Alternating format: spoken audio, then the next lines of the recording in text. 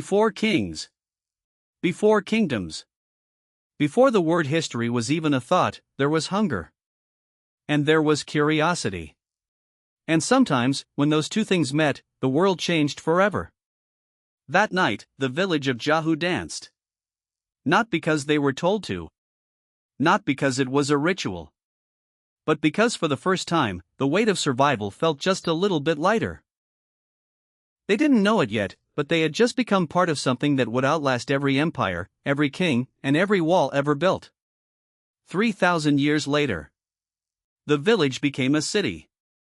The city became a civilization. And the accident became an art.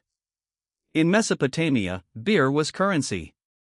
Workers were paid in it. Priests blessed it. Kings drank it. It was safer than water. It was food. It was medicine. It was community in a cup. And for the first time, someone wrote the recipe down. To the Egyptians, wine was sacred. Beer was daily bread. Alcohol wasn't a vice. It was a doorway. A way to touch something bigger than themselves. The gods drank. The pharaohs drank. The farmers drank. And in the drinking, they met on common ground. The Greeks took the old magic and gave it a name. Dionysus. The god who frees.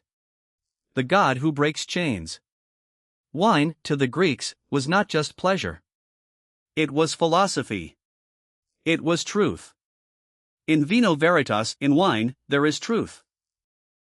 They believed that when the cup was raised, the masks fell. And what was left was the real you. The Romans carried wine to every corner of the known world. They planted vineyards in Spain, in France, in Germany. They built roads for trade and roads for war, and on every road, there was wine. It wasn't just a drink. It was a thread. A thread that connected a soldier on a frozen frontier to a farmer on a sunlit hill. A thread that said, "You are not alone. You are part of something." 9,000 years ago, a woman in China forgot a pot of rice. A brewer in Mesopotamia wrote a recipe on clay. A farmer in Egypt tended vines for a goddess. A dancer in Greece spun under the moon. A soldier in Rome drank to home. And tonight, two strangers in a bar raise a glass to each other. The cups have changed. The clothes have changed. The languages have changed. But the reason hasn't. We drink to forget. We drink to remember. We drink to belong. We drink to be brave. We drink because somewhere, deep in our bones, we remember a night around a fire when the world felt, for just one moment, like it was enough. Nature made it first. Humans just learned to share it. And maybe, that's the real discovery. Not the drink. But the sharing.